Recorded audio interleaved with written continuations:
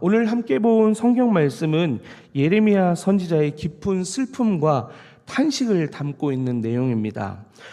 특별히 본문에서 세 곳을 보면 예레미야의 슬픔과 탄식을 담고 있는 단어를 볼 수 있게 되는데요. 먼저 본문의 첫 절인 18절을 보면 예레미야 선지자는 슬프다라고 하며 오늘 본문의 말씀을 시작하고 있습니다. 이어서 21절을 보면 슬퍼하며 라고 하는 것을 보게 되고요. 마지막으로 9장 1절에서는 울리로다 라고 말하면서 그의 감정을 표현하고 있습니다. 이러한 표현을 통해서 예레미야서 다음에 오는 성경, 예레미야 애가가 있지 않습니까? 그런 것처럼 오늘 본문의 말씀을 무엇이라 부르냐? 예레미야의 애가라고 하기도 합니다. 예레미야서 그 다음에 오는 게 예레미야 애가라고 하면 오늘 본문은 예레미야의 애가라고 이렇게 불린다라는 거죠. 여러분 또 알고 계신지 모르겠습니다. 예레미야 선지자의 별명이 하나 있어요. 어떤 별명이냐면 눈물의 선지자.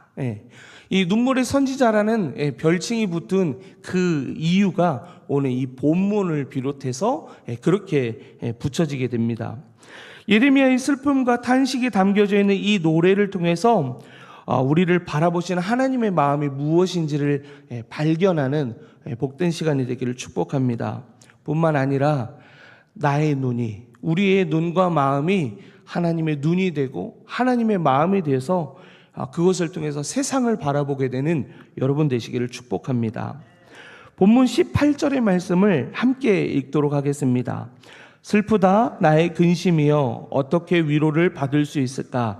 내 마음이 병들었도다. 아멘.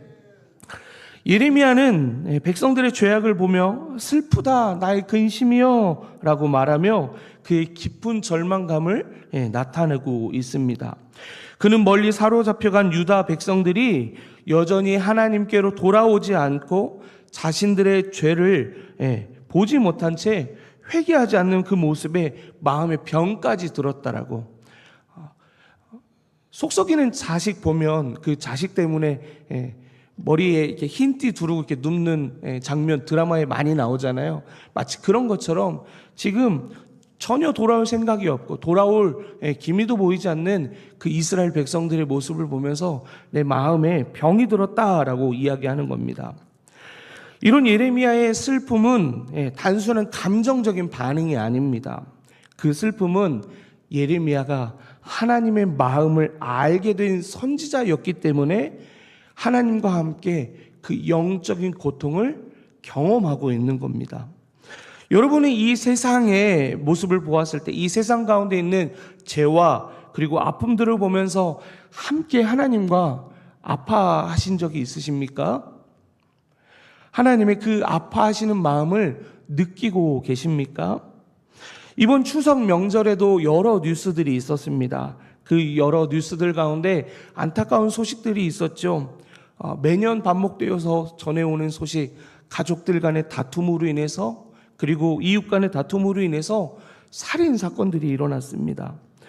더도 말고 덜도 말고 한가위만 같아라 라고 덕담하면서 보내야 할 그 명절이 다시는 서로가 즐거워할 수 없는, 아파할 수밖에 없는 그런 명절로 상처로 남게 된 것입니다. 이런 세상의 모습과 소식들을 보고 들으면서 우리는 예레미야처럼 하나님의 마음으로 슬퍼해야 합니다. 그리고 하나님의 마음으로 이 세상을 향하여 기도해야 합니다. 그런데 예레미야의 슬픔과는 무관하게, 탄식과는 무관하게 말하는 이스라엘의 모습들을 보게 됩니다. 본문 20절은 이렇게 말합니다. 추수할 때가 지나고 여름이 다 하였으나 우리는 구원을 얻지 못한다 하는도다. 아멘. 여러분, 이 말이 무슨 의미를 갖습니까? 이스라엘 백성들이 회개와 구원의 기회를 놓쳤다고. 그들에게 있는 회개의 기회와 구원의 기회를 놓쳤다라고 말하며 안타까워하는 말입니다.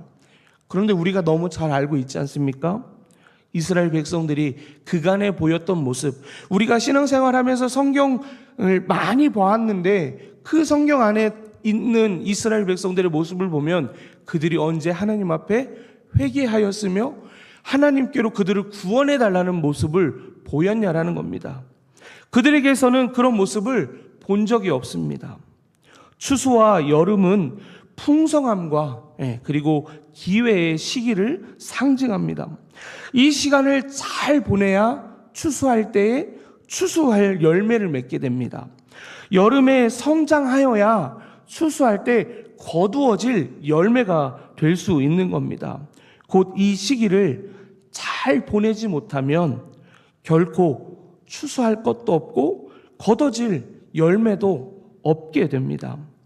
하나님은 우리 인생 가운데 수많은 추수의 때를 주십니다. 그리고 그때에 거둬들일 수 있는 여름의 시기를 우리에게 주십니다.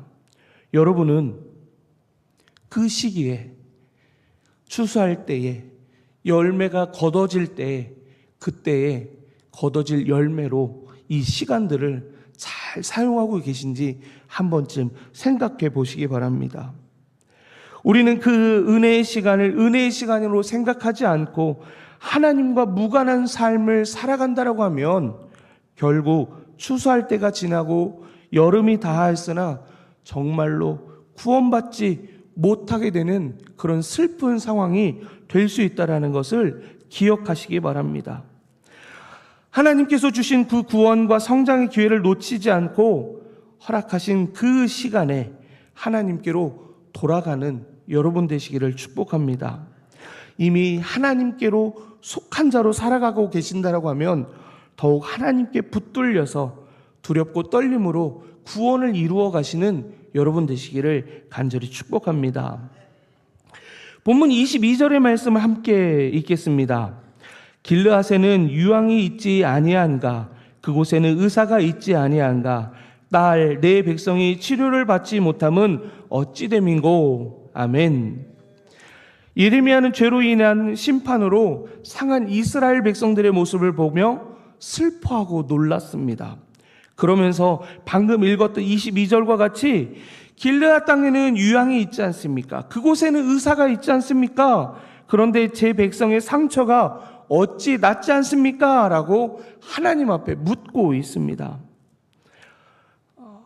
제 어릴 적에 조금만 아프면 할머니께서 다락에서 동그란 통에서 뭘 하나 꺼내서 뭐 부딪혔건 뭐 배가 아프건 코가 막히건 이럴 때마다 발라주는 약이 하나 있었어요. 그 호랑이 호랑이표 그 연고 같은 거 모든 곳에 이렇게 발라주셨거든요. 그런 것처럼 당시에 길르앗에서 나오는 이 유향나무에서 나오는 이 연고가 무슨 만병치료제처럼 최고급 치료제처럼 사용되었습니다. 지금의 의학 수준에 비하면 당시에 얼마나 대단한 의학 수준이었겠습니까? 근데 지금의 발전한 의학 수준이 아니라 낮은 의학 수준에서 불구하고 그 당시에 지금보다 다양하고 복잡한 질병이 없었기 때문에 그 당시에 의사만으로도 충분히 병을 치료할 수 있는 그런 시기도 분명히 그 시간 가운데 있었을 것입니다. 그런데 우리가 생각해야 할 것은 그 고급 치료제인 길르앗의 유향과 의사가 있음에도 불구하고 이스라엘 백성들의 죄는 그것이 치료할 수 없다는 것을 우리는 알아야 합니다.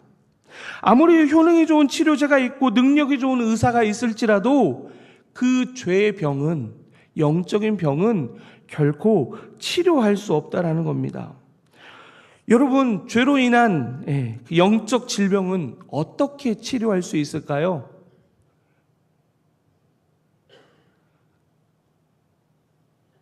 웬만한 거 교회에서는 예수님이라고 대답하시면 됩니다.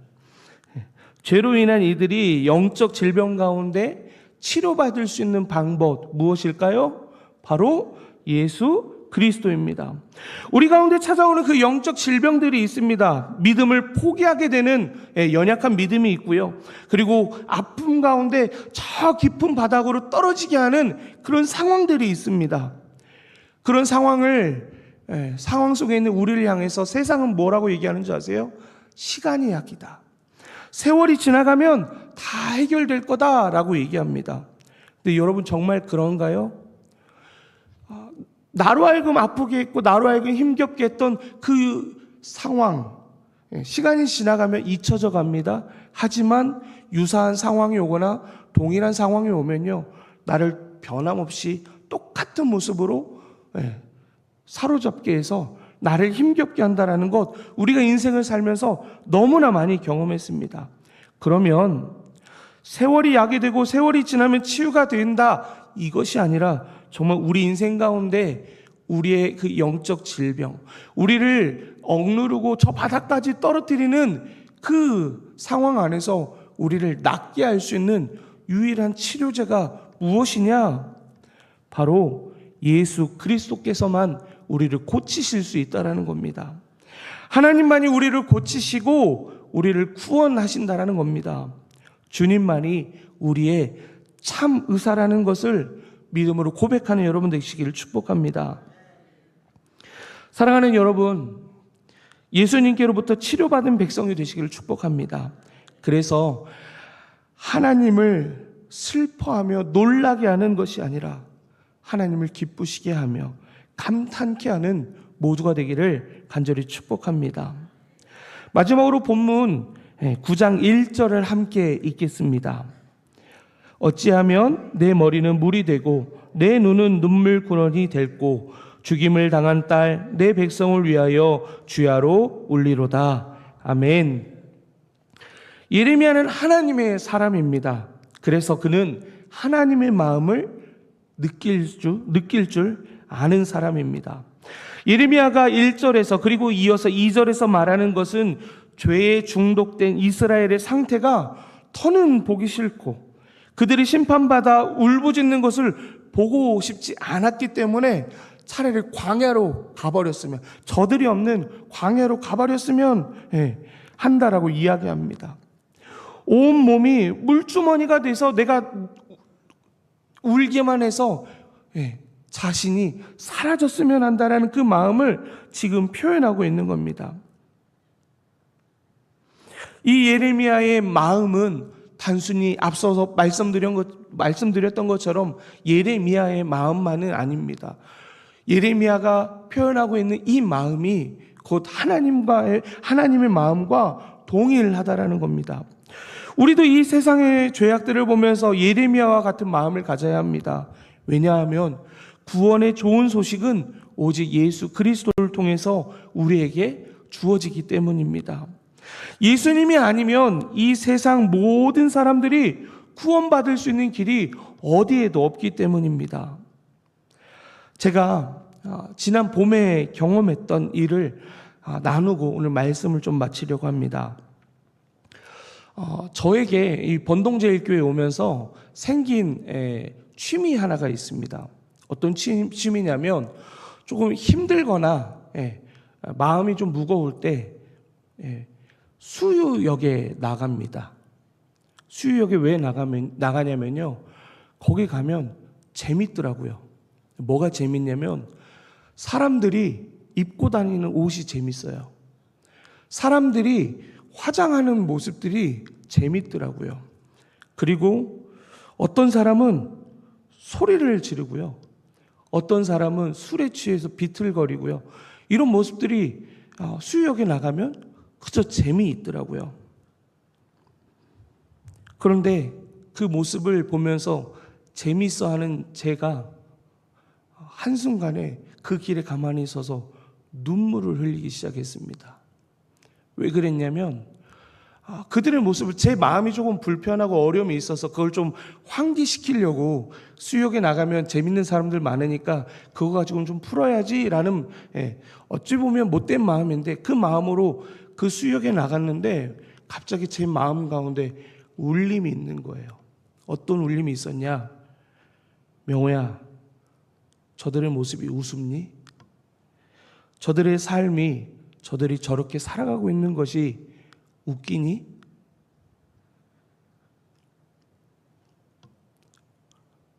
저들을 위해서 눈물 흘려야 할 사람이 넌데, 저들의 구원을 위해서 울어야 할 사람이 넌데, 너 여기 왜 나와서 저들을 보면서 웃고 있니? 라고 물으시는 거예요. 그 음성이 제 마음을 때리는데 거기 서가지고 눈물이 주룩주룩 나더라고요.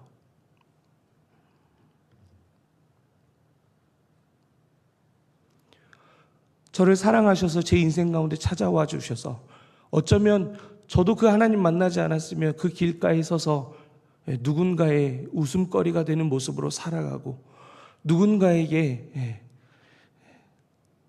안타까워하는 모습으로 살아갈 수밖에 없는 인생이었는데 하나님 찾아와 주셔서 그 은혜로 살아가고 그 사랑 때문에 존재하는데 여전히 그 사랑을 몰라서 그렇게 살아가는 사람들 바라보며 웃고 있는 제 자신의 모습이 그 어떤 사람의 모습보다 우습더라고요. 이제 수유역은 제 즐거움을 푸는 자리가 아니라 기도의 자리가 되었습니다. 하나님, 저들 가운데 저로 하여금 보게 하신 하나님의 마음이 있다라고 하면 저들 하나님 구원해 주시고 어떤 이유로 저렇게 살아가는지 모르지만 하나님 저들의 인생 가운데 찾아가 주셔서 하나님 아는 사람들 되게 하여 주시옵소서. 오늘 이 새벽에 하나님의 마음을 아는 자로 부름받았다라고 하면 오늘 여러분이 살아가는 그 길가에서 만나게 되는 그 누군가를 위해서 하나님의 마음으로 기도해 주는 여러분 되시기를 축복합니다.